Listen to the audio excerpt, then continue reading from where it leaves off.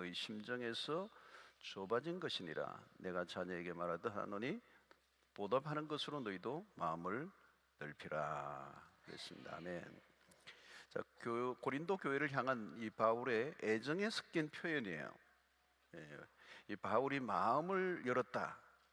마음을 열었다 이 말은 그 고린도 교회의 성도들을 받아들일 마음의 공간이 있다. 공간이 있다. 마음의 공간. 이 마음의 공간이 굉장히 중요합니다. 오늘 제가 설교를 하려고 하는 핵심인데요. 마음의 공간을 넓혀야 된다.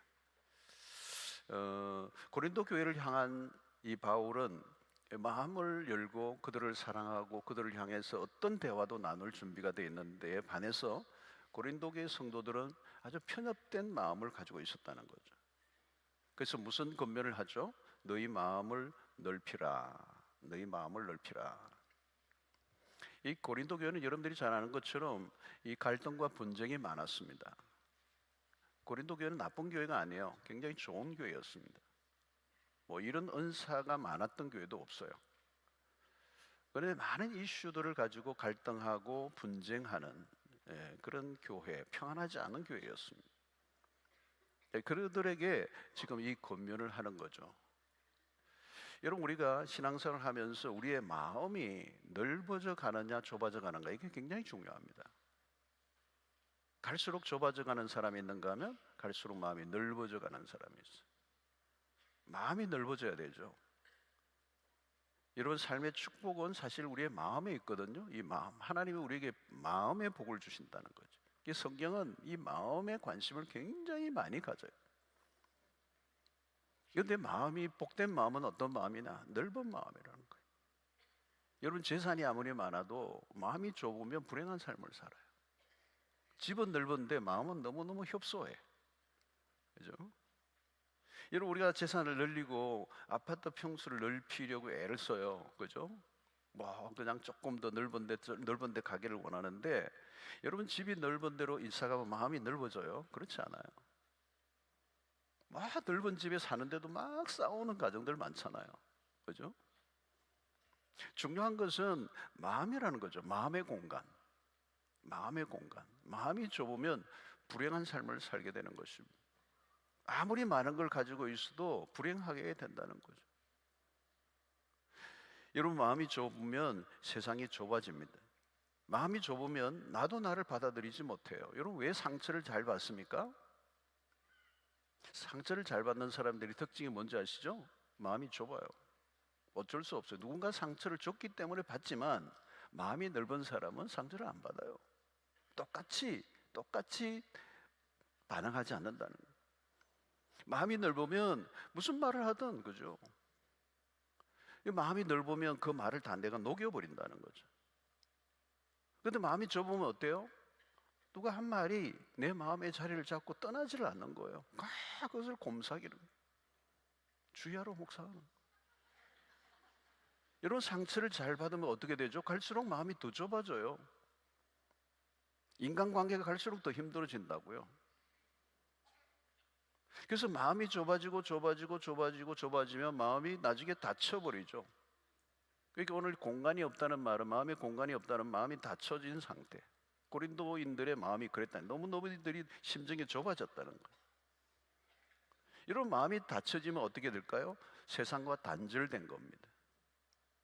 사람들과 교제가 불가능해요.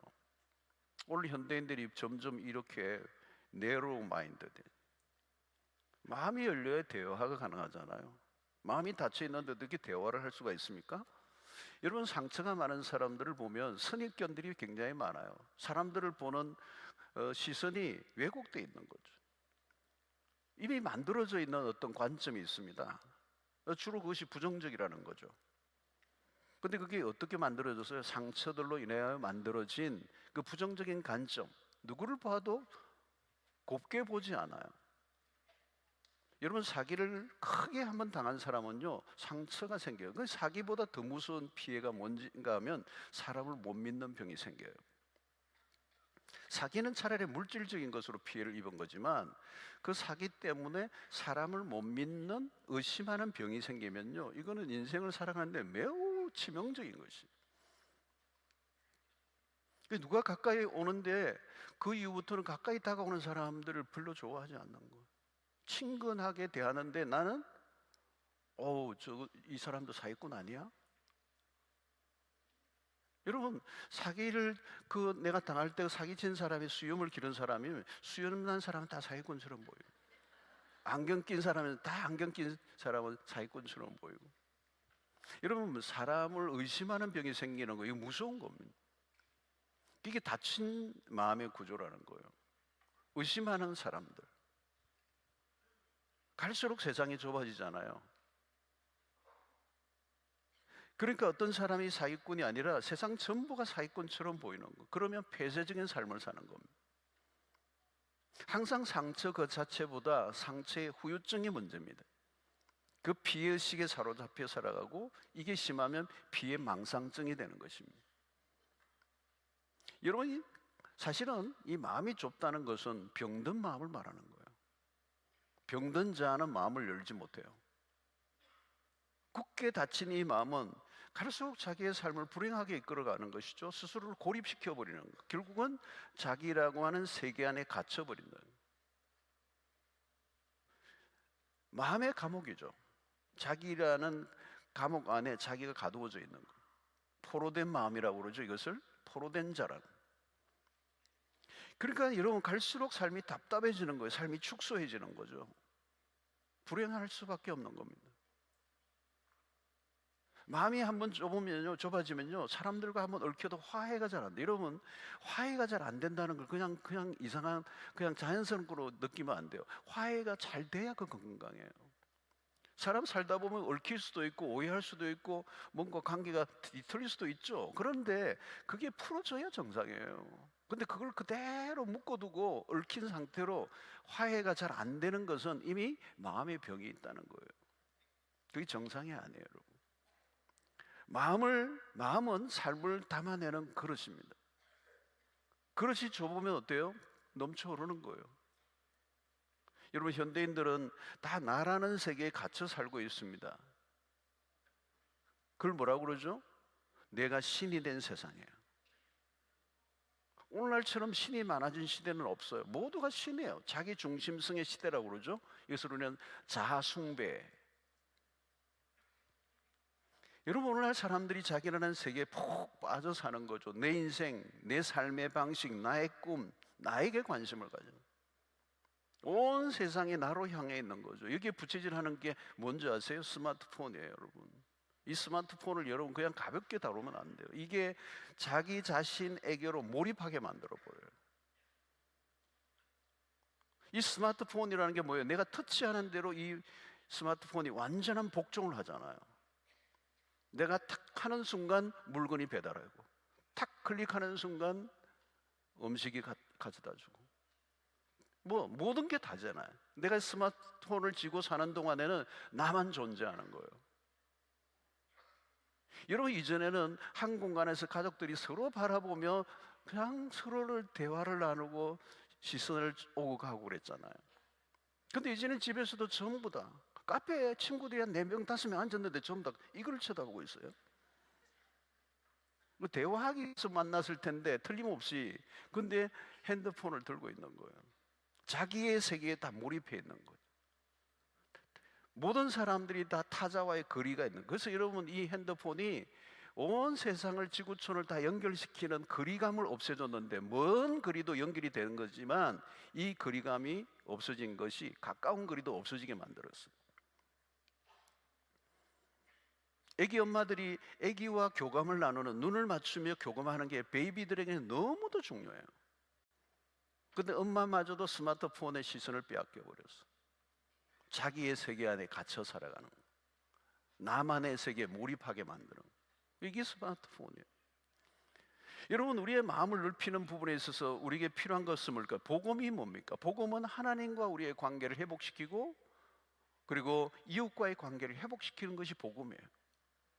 닫힌 세계에서 열린 세계로 나가게 하는 게 복음이라는 거죠. 이 복음을 경험하면 이 복음은 우리를 넓은 세계로 인도해요. 빌립보서 1장 18절 보면 그러면 무엇이냐? 그 치료로 하나 참으로 하나 무슨 방도로 하든지 전파되는 것은 그리스도니 이로써 나는 기뻐하고 또한 기뻐하리라. 이게 무슨 얘기를 하느냐면 바울이 자신이 감옥에 갇혀 있는 것으로 인하여 오히려 바울 때문에 조금 이렇게 빛을 못 본 사람들이 은근히 바울이 감옥에 갇힌 것을 즐겨하면서 좋아하는 사람들이 있었어요. 그 얘기를 감옥에 있는 바울이 들었어요. 꼭 또 그런 얘기는 안 전해줘도 되는데 전해주는 사람이 있어요. 당신 감옥에 있는 걸 좋아하는 아무개가 있다고. 여러분 그런 얘기를 들으면 어떻겠어요, 여러분? 열이 나야 되죠. 화가 나야 돼요. 근데 바울은 오늘 이렇게 한 거예요. 상관없다는 거예요. 자기의 관심은 내가 뭐 사람들에게 인정을 받느냐, 내가 어떻게 되느냐가 중요한 게 아니고 복음이 전파되면 나는 기뻐하고 기뻐하겠다. 속이 상하는 일이에요, 사실은 인간적으로는. 근데 바울의 초점은 자기가 뭐예요? 자신에 대한 관심이 아니에요. 내가 어떻게 취급을 받느냐 그게 중요하지 않다는 거예요. 그의 초점은 오직 하나, 복음이 전파되는 거. 복음이 전파되기만 한다면 난 그것으로 충분하다. 이런 바울의 당연한 반응이에요. 왜 그렇습니까? 바울은 지금 복음에 사로잡혀 있어요. 마음이 어마어마하게 넓어져 있는 거예요. 바울이 여러분 복음의 반대편에 서 있었던 사람입니다. 그런데 그리스도가 그를 만나주시고 품어주셨죠. 그 복음의 엄청난 폭에 바울이 안긴 거예요. 그렇게 예수를 믿는 사람을 잡아가다고 죽이려고 했던 그 편협한 율법주의에 사로잡혀 있던 이 바울을, 그 교회를 핍박하던 그 바울을 예수님이 끌어안아주신 거잖아요. 그러니까 복음의 영광로 안에 한번 들어가 본 사람이에요, 바울은. 이 복음이 어떤 편협도 편견도 없이 anybody 누구든지 받아 품어주고 사랑하는 그 하나님의 마음을 경험한 거죠. 그 복음을 경험하면 마음이 확 열리게 돼 있어요. 여러분 복음이 뭐예요? 여러분 요한복음 3장 16절이 뭐라고 그러죠? 하나님이 세상을 이처럼 사랑하사 독생자를 주셨으니 세상을 이처럼 사랑하사 모든 만민을 품으시는 복음이에요. 원수까지 사랑하시고 하나님을 대적하는 인간을 품어내시는 이 복음. 이제 그 복음을 경험하니까 바울은 빌립보서 4장 5절 이렇게 얘기해요. 너희 관용을 모든 사람에게 알게 하라. 주께서 가까우시니라. 바울은 관용을 강조해요. 복음은 우리로 하여금 관용하게 한다는 거예요. 포용하게 한다는 거예요. 품어내게 한다는 거예요. 고린도 교회 안에서 사람들은 서로 막 비판하는 거예요. 자잘한 주제를 가지고 본질적인 주제 아니고 핵심적인 진리도 아닌데 그런 거 가지고 주변의 사이드 이슈를 가지고 서로 그냥 아웅다웅하고 있는 거예요. 바울은 복음을 경험하고 나니까 복음 안에서 너희 관용을 모든 사람에게 알거라. 복음을 경험한 사람이라면 포용력을 가져야 된다는 거예요. 여러분 비판 정신이 필요해요. 문제는 그 비판의 영으로 가득한 사람들. 때로는 우리가 실수를 해서 누군가를 비판할 수 있어요. 근데 비판의 영이 사로잡혀 있어서 항상 비난하는 사람들이 있어요. 그건 문제가 심각하죠, 여러분. 항상 깎아내리는 거예요. 다른 사람 얘기를 항상 비하하는 거예요. 남의 일을 그냥 지적하는 일에 그냥 생명을 건 사람들. 평소에는 가만히 있다가 하이에나처럼 문제만 생기면 달려드는 사람들이 있어요. 여러분 초점이 어디에 있어요? 사람을 살리느냐 죽이느냐. 근데 여러분 비난하는 사람을 살리지 못해요. 여러분 요나를 보세요. 요나는 자기에게 관심이 많았잖아요. 자기라는 세계 안에 갇혀 있는 사람이 요나예요. 그죠? 그는 하나님의 마음을 이해하지 못했어요. 선지자인데 하나님의 마음을 이해하지 못한다고. 자기라는 세계에서 빠져나오지를 못한 거예요. 끝내. 그죠? 끝까지. 여러분 마음이 좁은 사람의 특징이 있습니다. 마음이 좁으면 어쩔 수 없이 교제권이 폭이 좁아져요. 좋아하는 사람만 만나요. 싫은 사람과는 상종을 하지 않아요. 자연이 어떻게 돼요? 이러면 파벌을 만드는 거예요. 싫은 사람을 대놓고 싫어하는 거죠. 경계선을 딱 그어버리고, 선이 강해요. 그 선을 결코 넘어가지도 못하고 넘어오기도 못하고. 여러분, 세상을 보십시오. 얼마나 많은 경계선이 있는지 몰라요. 너는 나와 달라. 선 안에 살아가는 거죠. 그래서 특정한 부류의 사람들끼리만 만나잖아요. 이 세상을 보면 클래스가 다 정해져 있어요. 부류가 있다는 거예요. 근데 여러분, 예수님을 보십시오. 예수님은 선을 다 넘나들었어요. 예수님이 못 만날 사람이 아무도 없었어요. 복음이 그렇다는 거예요, 여러분. 복음은 선을 지우는 거예요. 사람은 선을 만들고, 선을 긋고, 경계선을 만들고, 자기라는 테두리를 만들고, 울타리를 치고, 벽을 쌓고, 성을 만들고. 그런데 하나님은 그걸 다 허물어 버리신다. 예수님은 사람들이 선을 그어놓은 그 사람들에게로 들어가셨어요. 죄인과 창기와 세리들을 만나주셨어요. 그 시대의 아웃사이더들을 만나주셨다는 거예요. 같이 식탁 교제를 나누시고, 당대의 최고 지도자들이 끓이는 사람들과 어울리셨어요. 그 예수님의 그 모습을 보고 바리새인과 서기관들은 비난을 했죠. 근데 그들은 뭐예요? 그들의 세계에 갇혀 있는 거죠. 그래서 예수님 무슨 말씀합니까? 나는 건강한 자를 위해서 온 게 아니다. 나는 병든 자를 위해서 왔다. 여러분, 인간은 끊임없이 선을 끊는 일을 해요. 그러나 주님은 끊임없이 선을 지우십니다. 예수님은 선이 없으신 분이에요. 사실은 선을 넘나듬는 분이십니다. 여러분, 내가 선을 끊는 순간 무슨 일이 벌어집니까? 내가 선 안에 갇혀버려요. 선을 끊는 사람들은 흥미로워요. 자신이 선을 그어놓고 예수님을 자신의 선 안으로 들어오라고 그래요. 예수님도 우리 편 하시죠? 이러면서 요요 다 붙어라 뭐 이러면서 그런 거죠. 우리가 예수님에게 속해야죠. 우리가 살다 보면 자꾸 경계선이 생기는 거죠. 복음은 경계선을 허물어요. 그래서 마음이 넓어져 가는 것은 결국 그리스도를 본받는 삶이고, 그리스도를 본받는 삶을 빌립보서 2장 5절로 8절에서 아주 핵심적인 말씀을 하시죠. 너희 안에 이 마음을 품으라. 이 마음을 품으라. 그 그리스도 예수의 마음이니 그는 근본 하나님의 본체시나 하나님과 동등됨을 취할 것으로 여기지 아니하시고 오히려 자기를 비워 종의 형체를 가지사 사람들과 같이 되셨고 사람의 모양으로 나타나서 자기를 낮추시고 죽기까지 복종하셨으니 곧 십자가에 죽으심이라. 여러분, 우리가 이 예수의 마음을 품어야 돼요. 이 마음을 품으면요 넓어지는 거예요. 어떤 마음이에요? 죽기까지 자기를 낮추셨다는 거예요. 여러분, 마음이 넓어진다는 걸 뭘 의미하느냐면 낮아지는 길을 선택하는 것입니다. 마음이 가장 좁은 사람이 누구인지 아십니까? 교만한 사람이에요. 교만한 사람이란 누구예요? 자기밖에 없어요. 아나무인이라고 그러죠. 자신의 세계에는 자기 외에는 아무도 존재하지 않아요. 자기가 최고예요. 자기가 제일이고 자기가 전부예요. 항상 자기가 중심에 있어요. 그런데 여러분, 예수님의 마음은 뭐예요? 종의 마음이라는 거예요. 종의 마음. 종이라면 뭐예요? 자기보다 높은 사람이 다 높은 사람이죠. 다 높은 사람. 종은 누구의 말이든지 귀를 기울여야 돼요. 자신의 권리를 주장하지 않는 거죠. 이런 종은 주장하는 사람이라 듣는 사람입니다. 자기가 하고 싶은 말이 많으면 종이 아니에요. 상대의 말에 귀를 기울여주는 종의 태도. 그리스도께서 우리에게 보여주신 모습이에요. 근데 교만한 사람을 보십시오. 그를 만나고 나면요 기분이 나빠져. 여러분, 누군가를 만나고 왔는데 기분이 나쁘면요 잘못 만나신 거예요. 왜 기분이 나쁘죠?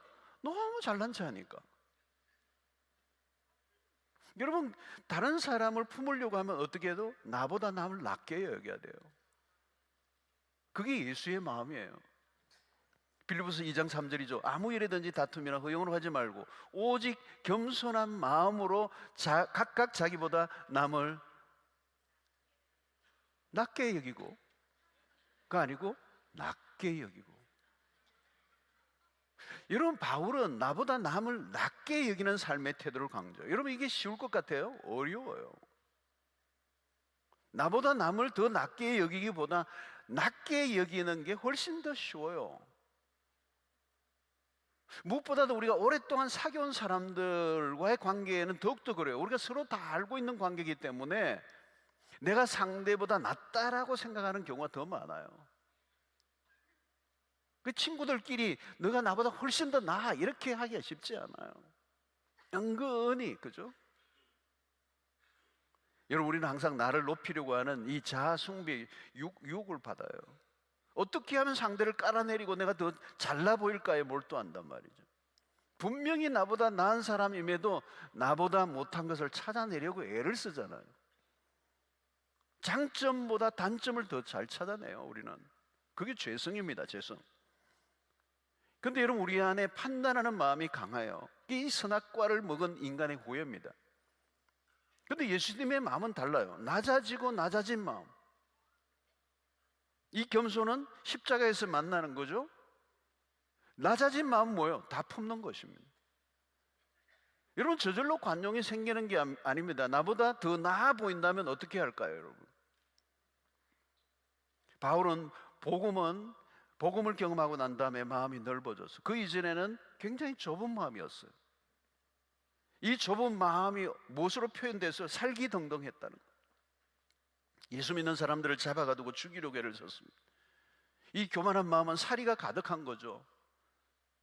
여러분, 유대인을 학살한 이 독일의 나치하에 유대인들을 학살했던 그 가운데도 민족주의 우월주의가 있었잖아요.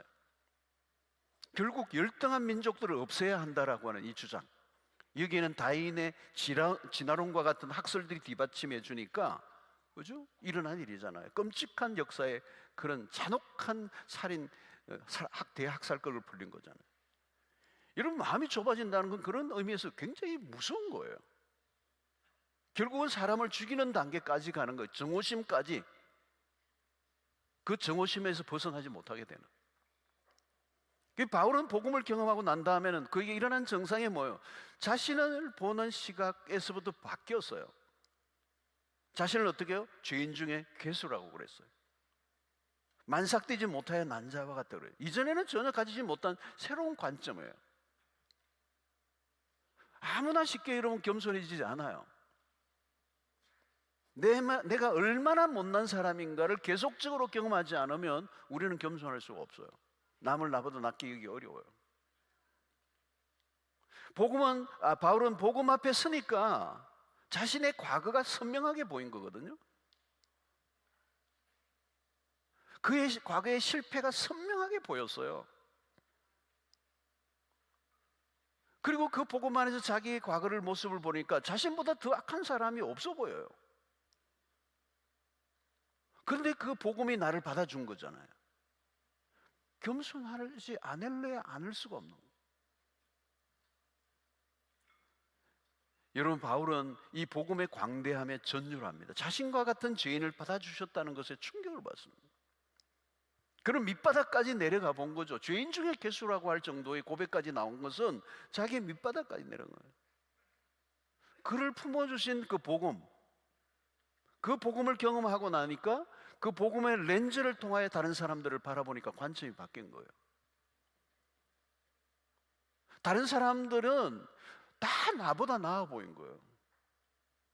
복음을 경험하면 그게 나와요, 여러분. 복음을 경험하기 전에는 내가 낫다라고 하는 이 우월감이 안 떠나요. 끊임없이 다른 사람의 약점과 문제를 찾아내고 비난하고 그를 비난함으로 나의 우월감을, 나의 자랑을 돋보이게 하려고 하는 것이 우리의 죄성이란 말이에요.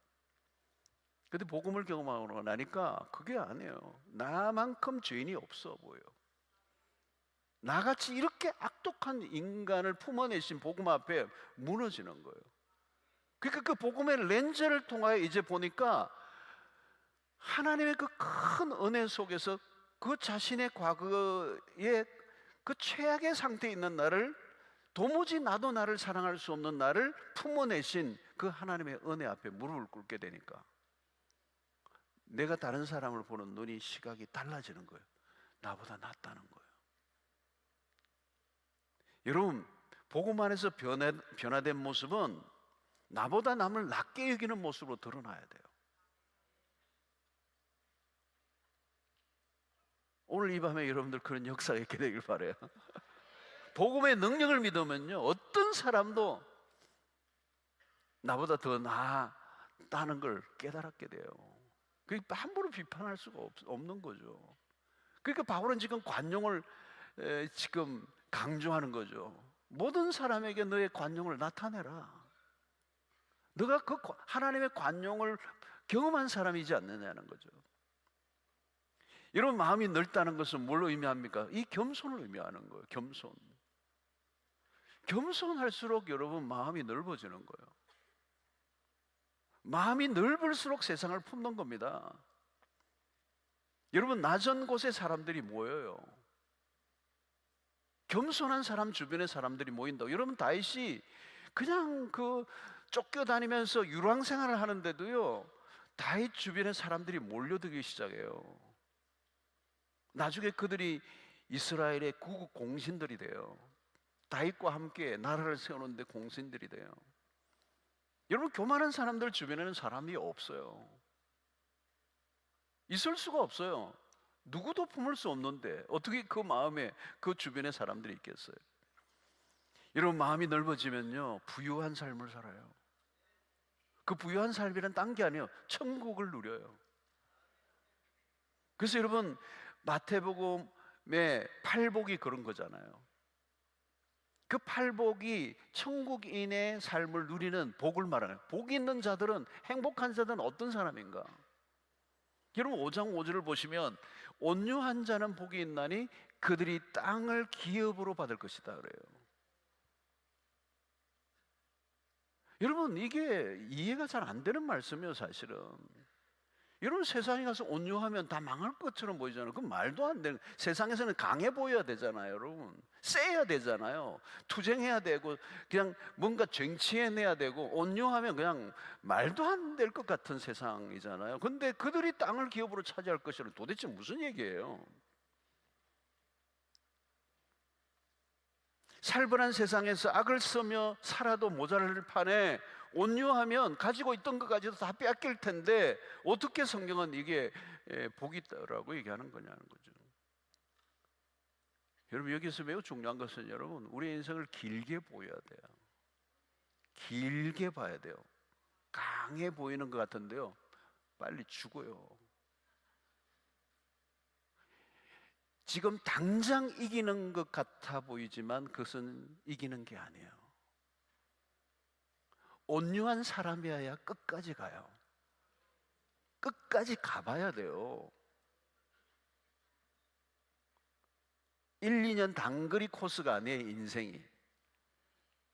영혼의 관점에서 봐야 돼요, 우리는. 지금 당장 결론 내는 인생이 아니에요. 길게 보라고요. 온유한 자가 살아남아요.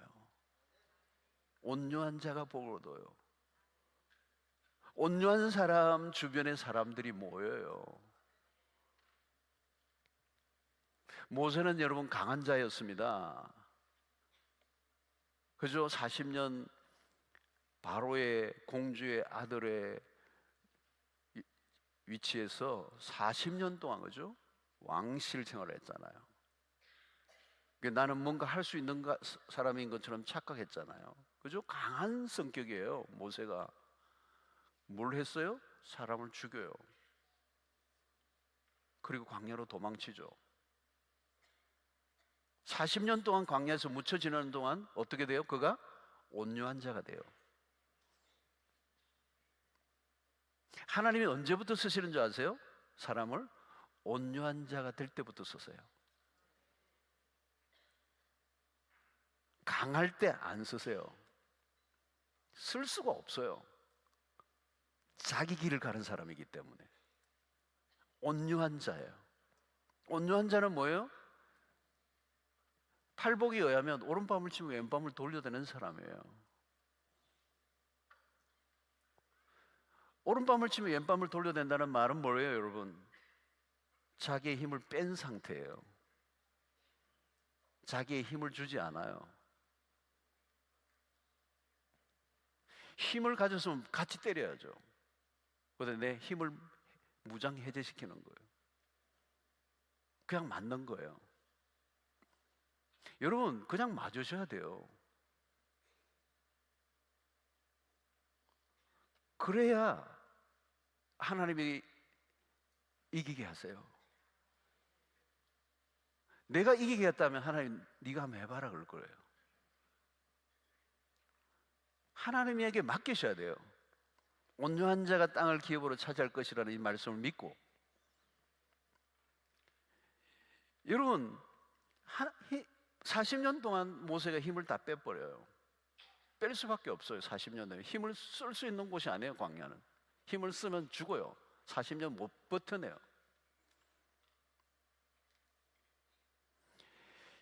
완전히 힘을 빼고 나니까 하나님이 그를 부르셔요. 어느 정도 힘이 빠져서요, 하나님 모세 타는 불꽃 가운데 부르시는데, 부르니까 모세가 그래요. 나 말도 못하는데 그래요. 왜 말을 못해요, 여러분? 완전히 힘이 빠진 거예요. 자신감 제로예요. 여러분, 자기 힘을 가지고 있는 사람은 광야 40년 동안 그 강한 백성들을 못 끌고 와요. 강대강 못 가요. 백성들 얼마나 거칠어요. 40년 아니 400년 동안 이 노예의 뼛속까지 노예, 그 노예 근성이 뭐예요? 반항이에요. 민수기를 보십시오. 끊임없이 모세를 향해 돌을 들고 죽이려고 했던 그 백성들 앞에 그 강대강, 모세도 강했으면 다 죽어요. 모세는 충분히 온유한 자가 되었어요. 온유한 자가 됐다는 말은 뭘까요? 백성을 다 품는 거예요. 작년 20세 이상 60만, 200만 가까운 백성, 200만 되는 이스라엘 백성들을 다 품는 용량, 그게 온유한 자예요. 하나님이 그에게 이스라엘 백성을 맡기신 거예요. 리더는 온유한 자가 되어야 돼요. 온유하지 않으면 자기가 먼저 죽든지 다른 사람 죽여요. 모세는 온유한 사람이에요. 그는 인내할 줄 알았어요. 여러분, 인간관계에서 매우 중요한 것은 인내예요. 오래 참는 거예요. 모세는 이스라엘 백성들을 광야로 이끌어낼 때 그 원망하고 불평하는 백성들을 끊임없이 품어내요.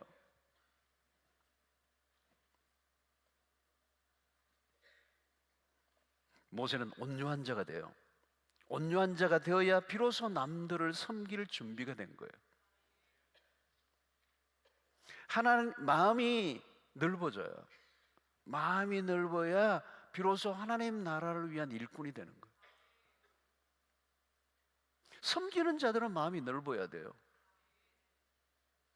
자기를 비워 오히려 종의 형체를 가지는 마음이 온유한 자가 돼요. 리더십은 누구예요? 품는 사람이에요. 품는 용량만큼 리더십이 결정돼요. 모세를 보십시오. 나중에 보면 모세는 하나님이 그 백성들을 향하여 다 진멸하겠다고 말씀하시고 화가 나셨어요. 얼마나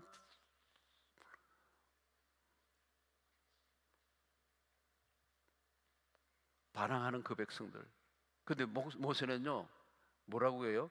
제 백성을 죽이시려고 하면 나를 죽여주십시오. 여러분, 백성들이 진짜 반역하고 할 때 모세도 열이 받았겠죠. 자기도 죽이려고 했으니까. 하나님이 죽이겠다 그러면 잘 됐습니다, 죽이십시오. 얼마나 애를 먹였어요. 그 백성들이 얼마나 속상하게 만들었어요. 근데 모세는 그들을 봐달라고요. 자기 목숨을 내걸고 기도를 해요. 이 백성 하나님 살려달라고. 죽이시려고 하면 나도 죽이라고. 저들을 죽이면 나는 무슨 의미가 있습니까? 저들을 이끌라고 나를 여기까지 부르셨는데 저들을 한번 품어주면 안 되시겠습니까? 와, 모세는 이미 그 백성을 다 품어내요. 그는 이스라엘의 지도자예요. 모세는 이미 이스라엘을 가슴에 품은 자로 충분히 준비된 사람. 이스라엘 백성을 품습니다. 모세는 모세예요. 광야 40년 백성을 이끕니다.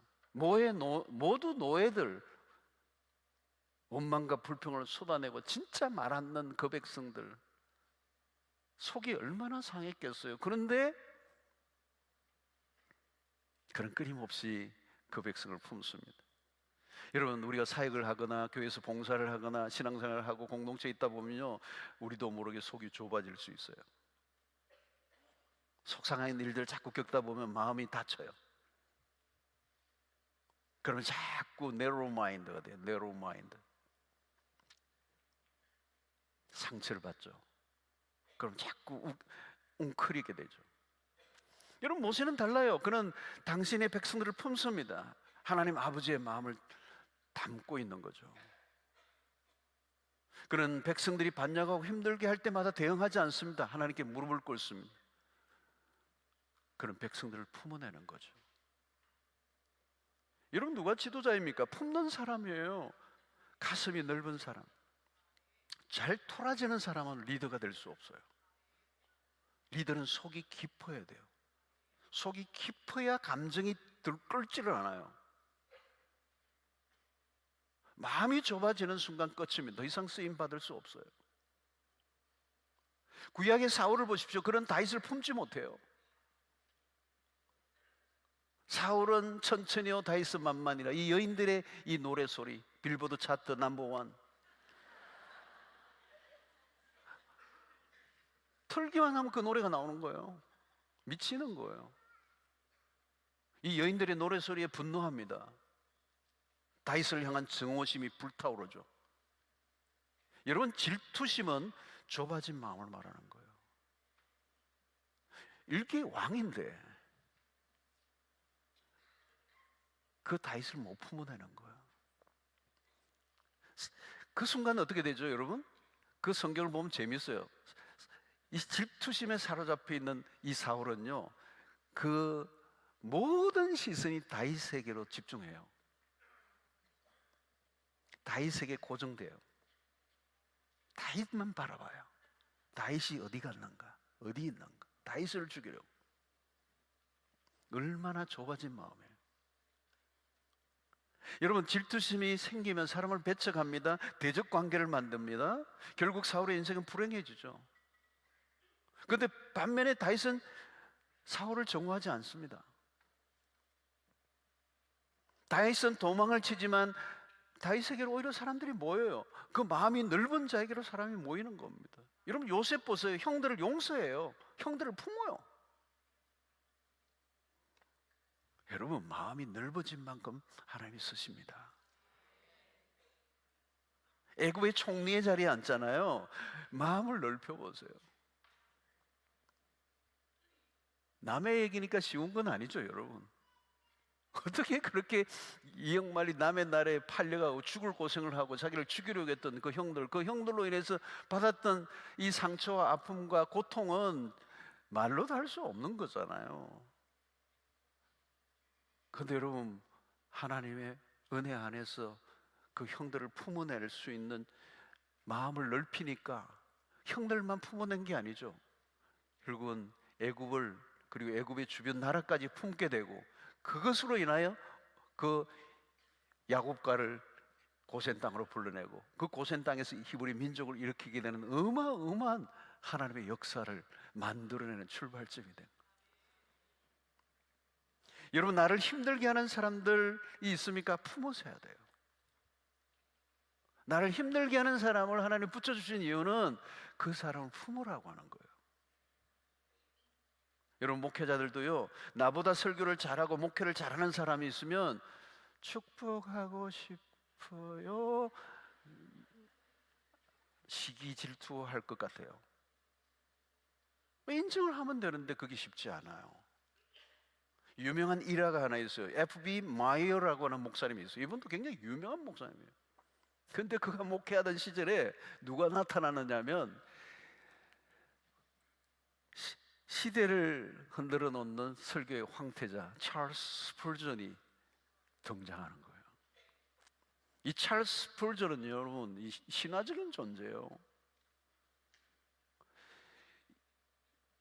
18살 때 했던 설교도 지금도 단복기를 해요. 18살 때 찰스 스펄전이 17, 18세 때 했던 설교도 지금 해도 어떻게 17, 18세 때 이런 설교를 할 수 있지?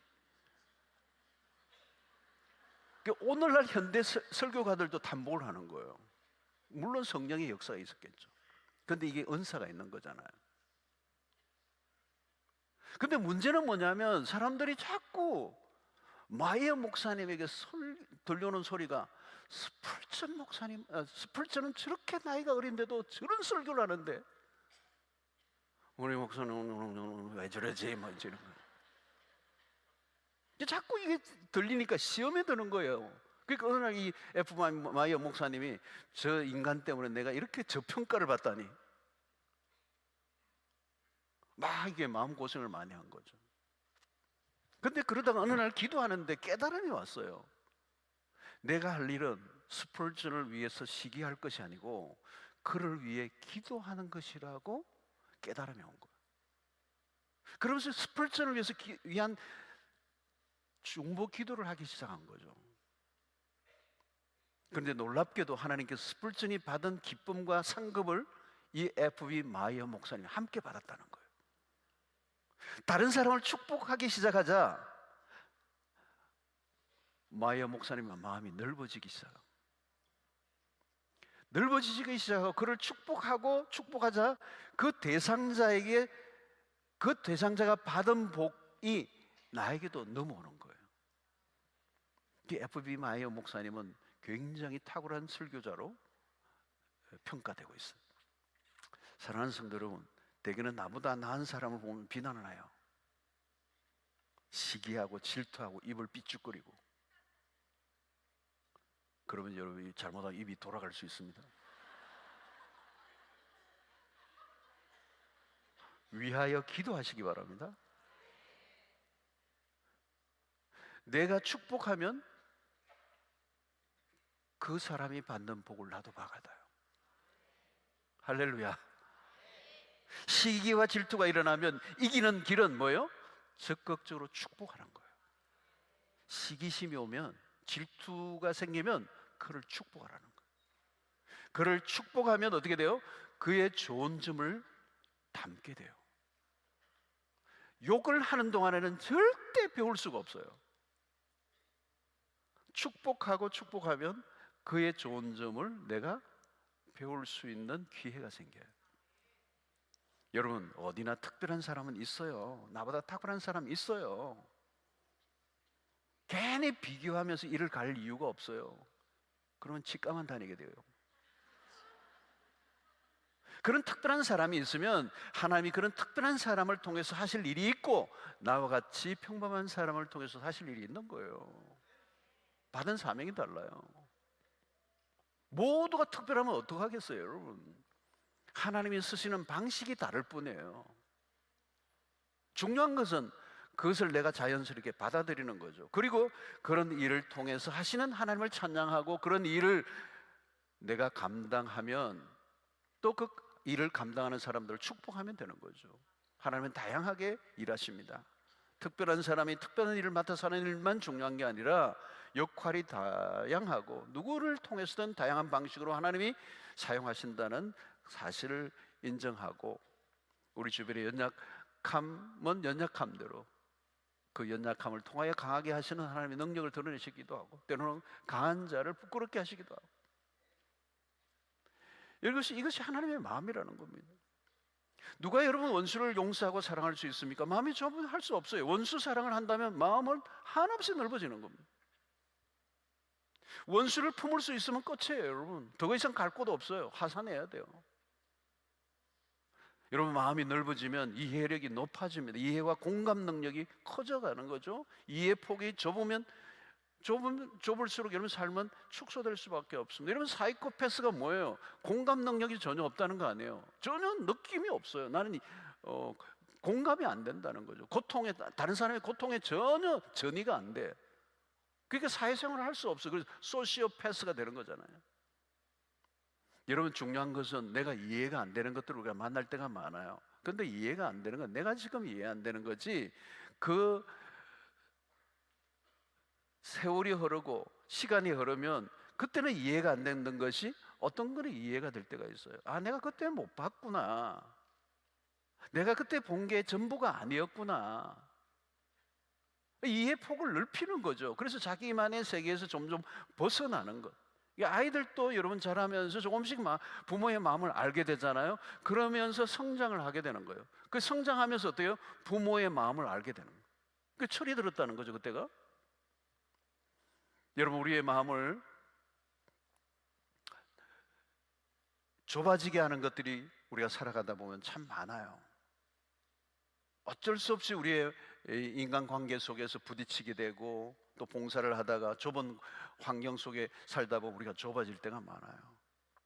우리는 좁은 세계 안에서 아주 작은 일에만 몰두하고 살다 보면 우리가 우물 안에 계곡을 해야 돼요. 우리가 사는 동네를 벗어나지 못하고 살아가는 거예요. 여러분, 지구는 커요. 근데 이 지구도 여러분 우주 안에는 지극히 작은 행성에 불과하잖아요. 그죠? 그 가운데서도 여러분, 이 지구가 그렇게 큰데 그 지구 안에서도 여러분, 대한민국 세계 지도 보세요. 대한민국 찾기 힘들어요. 어디 구석에 딱 하나 있어요. 이렇게 뭐 토끼 꼬리같이 하나 딱 하나 붙어 있어요. 근데 이 조그마한 나라도 반통하게 반통하.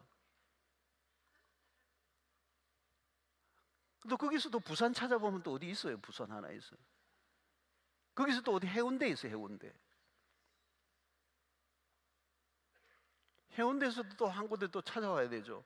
수영록에. 수영록에 우리끼리는 되게 크지만 여러분, 아무것도 아니에요. 점도 못 찍어요. 이 지구 안에서 점도. 여러분, 최소한도 여러분들이 집에 세계 지도는 하나씩 가지고 있어야 돼요. 뭐 우주 뭐 이런 거 다 뭐 정황성 이런 거 할 필요는 없지만 그래도 세계 지도는 하나 딱 펴놨어요. 저는 지구본이 딱 있어요. 한 번씩 돌려봐요. 막 봐요. 네, 뭐 독도는 우리 땅, 뭐 조그마한 독도는 우리 땅. 물론 우리 땅 맞아요. 근데 왜 독도만 우리 땅 이러면 어떡하냐고. 세계를 품어야지. 월드와이드, 월드 크리스찬이 돼야지. 모든 민족과 백성을 품어야지. 그 시야가 너무 좁은 거예요. 너무 요 안에서 대구 동삼 어디 왔다 갔다 하고 코끼리 김밥집 왔다 갔다 먹고 이러면서 왔다 갔다 하면 그 집에 내가 장사를 해주네.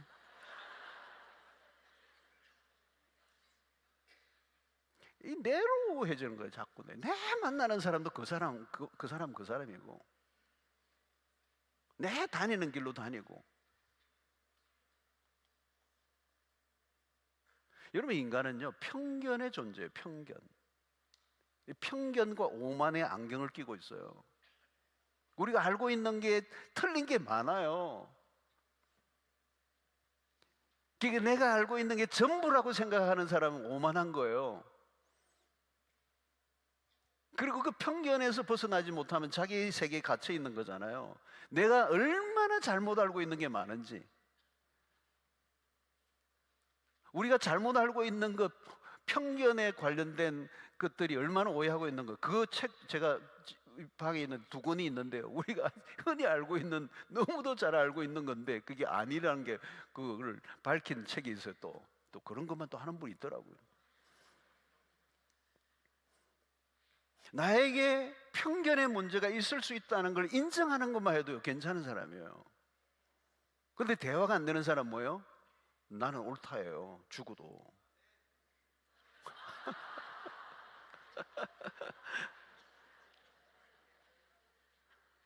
편견과 무지가 생기면요, 거기서 독선이 나오잖아요. 이 독선은 지독하게 좁아진 마음을 말하는 거예요. 다른 세계를 인정하지 않아요. 죽어도 옳다예요. 죽어도 옳다. 여러분, 편견에 사로잡힌 사람들의 특징 중 하나는 집착이에요. 그래서 편견과 집착은 같이 다니는 거예요. 편견이 있는 사람은 자기의 편견에 집착해요. 다른 사람의 말에 귀를 기울이지 않아요. 듣지 않아요. 다친 구도예요. 그냥 다친 게 아니죠. 자기만의 세계에 갇힌 사람은 잔인해진다는 거잖아요. 여러분, 자기 외에 모든 사람들을 인정하지 않는 인생이 얼마나 잔인한 거예요, 여러분. 그래서 홀로 살리는 게 혼자의 따로 외딴 섬에 사는 사람과 똑같아요. 고립되어 있는 거죠. 공동체에서 벗어난 겁니다. 불행한 거죠. 여러분, 하나님의 은혜가 날마다 임해야 우리의 마음이 넓어지게 돼요. 복음의 담금질을 계속해야 돼요. 복음 안에 잠겨들면 나도 모르게 마음이 넓어져요. 내가 내 마음을 넓히려고 해서 되는 게 아니라 복음의 담금질을 당합니다. 마음 관리로 되는 게 아니고 복음의 강의로움에 빠져들어가는 것. 하나님의 사랑이 얼마나 큰가? 그 하나님의 성품에 머물러 있어 보세요. 십자가의 사랑이 얼마나 크고 높고 풍성한지. 복음을 통하여 우리가 하나님의 마음을 알게 돼요. 우리가 복음을 다 알기는 어렵죠. 그러나 복음을 이해한 만큼 하나님의 마음이 보여요. 그게 요나스에서도 우리가 느낄 수 있는 거죠. 그 구약 시대에 그 이스라엘 하나님의 백성의 민족을, 그 핍박하던 그 잔인한 민족을 품으시는 하나님, 이걸 어떻게 요나가 이해를 했겠어요? 그죠? 못한 거죠. 그 이스라엘이라는 건 민족주의 안에 갇혀 있는 거예요. 그 민족, 여러분, 언제나 주의라고 붙는 거는 다 위험해요. 그게 뭐 어느 정도 우리는 받아들이지만 그 주의로 가면 위험한 거예요. 십자가를 계속 묵상하다 보면 하나님의 마음이 얼마나 크고 넓은가를 알 수 있어요. 오늘 이 세상이 잔인해져 가고 있어요. 극한 대립이. 여기에는 무슨 타협점이 없어요. 갈 때까지 가는 거죠. 이런 팔레스타인에 지금 최근에 이스라엘과 협정을 해서 가자지구로 돌아오는 이 모습들을 보면서 너무 마음이 짠하더라고요. 또 트럼프가 그냥 또 한 방 때려가지고 저기를 휴양지로 만들겠다 이래가지고 이 팔레스타인의 사람들의 마음에 불을 지르기도 했습니다만은, 사랑하는 성도 여러분, 나만을 위해 기도하지 마십시오. 나만의 복을 구하지 마십시오. 나만의 복은 없어요, 여러분. 나만 복을 받아서 어떡하겠다는 거예요? 내 옆에 사람이 같이 복을 받으면 내가 진짜 복이에요. 그죠? 나에게 복을 주시는 이유는 다른 사람에게 복을 주시라고 하는 거예요. 오늘도 내가 기도하는 이유는 나만 잘 살겠다는 게 아니고 다른 사람을 위해서, 누군가를 위해서 기도한 덕분에 내가 살았고, 이제 나도 또 누군가를 위해서 기도하는, 그것을 통하여 하나님의 나라를 세워가는 거예요. 그래서 우리의 기도는 뭐예요? 온 땅을 품는 것입니다. 집에 세계 지도를 붙여 놓는 거는 그냥 세계 지도 그게 여행 가이드, 관광 가이드가 아니고 민족을, 열방을 품으시는 하나님의 마음을 품 거예요. 지금도 여러분, 중동 땅에는 핍박 가운데 있거든요. 지금도 세계 도처에는 고난 가운데 있는 백성들이 있거든요. 핍박받는 교회들이 있어요. 1세기처럼. 그런 것들을 품는 거죠. 우리의 좁아진 세계에서 우리의 마음을 넓혀서 월드 크리스찬, 세계를 품는 그리스도인, 공동체 의식, 독선과 아집, 편견과 거만에서 벗어나 하나님의 세상을 이처럼 사랑하셨던 그 세상을 품어내는, 모든 사람들이 배척하고 거부하고 아웃사이더로 만들어낸 그 세상의 한가운데 들어가서 리콘실리에이션, 화해케 하고 관용을 베풀고 그리스도의 사랑으로, 하나님의 사랑이, 여러분, 하나님의 사랑이 어느 정도 크는지 우리는 알 길이 없어요. 그런데 바울은 그걸 경험했던 거죠. 자기를 품어내는 하나님의 사랑, 그 복음 앞에 무릎을 꿇으니까 그 바울은 경계선을 뛰어넘잖아요. 이스라엘이라고 하는 그 영토를 벗어나지 못했던 그 복음을 바울이 들고 이방 나라로 가잖아요. 그 하나님의 마음을 발견했기 때문에 일어난 일이에요. 여러분, 오늘 우리가 세상에 살아가면서 복음을 더 경험하고 더 경험하면서 여러분들의 마음이 넓어지고 넓어졌어요. Anybody 품고 사랑하고 섬기고 축복하고 기도해주고, 여러분들의 삶의 지경이 점점 더 넓어지고, 그때 하나님께서 여러분들의 그 넓어진 마음에 복을 주시고 또 복을 주시고 또 우리의 삶을 사용해 주실 줄로 믿습니다. 우리의 마음이 넓어져야 하나님이 쓰실 수가 있어요. 내가 여기 갇혀 있는데 어떻게 하나님이 쓰세요? 그죠? 근데 내가 내 경계선을 만들어 버려요. 내가 아집과 독선과 편견이 나의 세계를 너무 좁게 만들어서 한 발도 앞으로 못 나가게 하니까 얼마나 불행한 삶을 살아요. 사기를 당한 것 때문에 모든 사람이 사기꾼이라고 여기는 그 삶이 얼마나 불행하겠어요, 여러분. 상처로 인하여 다른 사람에게 마음의 문을 열지 못하고 그 어두운 방 안에서 혼자 갇혀 있는 삶이 얼마나 불행한 삶이겠어요.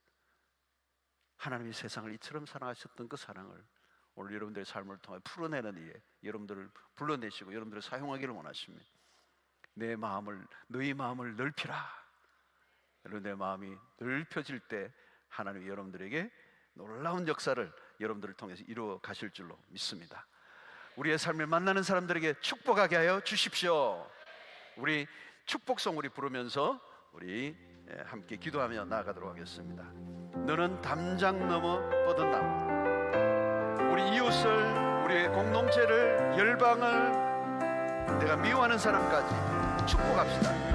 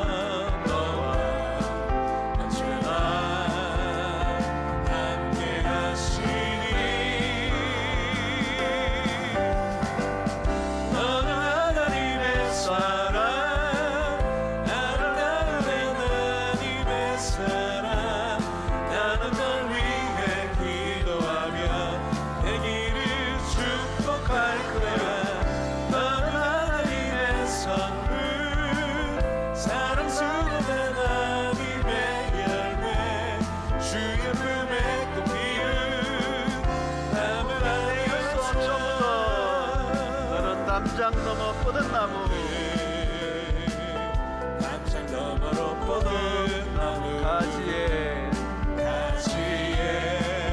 푸른 열매처럼 하나님의 귀한 축복, 귀한 축복이 삶에 가득히 넘쳐날 거야. 옆에 사람 쳐다보면서 합시다.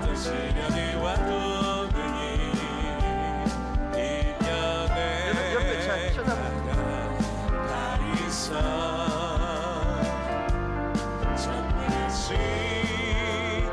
하나님께서 나를 함께 하시니 너는 하나님의 사랑,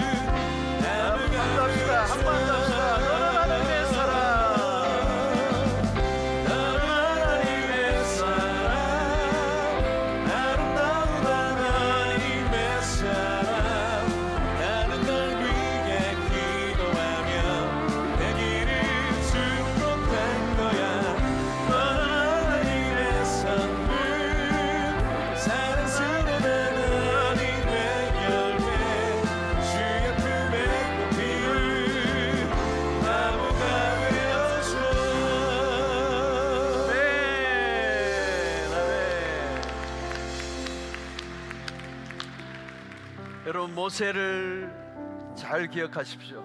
그의 마음이 백성을 품을 때, 품을 만큼 온유해질 때 하나님이 그에게 이스라엘을 맡기셔요. 그 백성을 맡기십니다.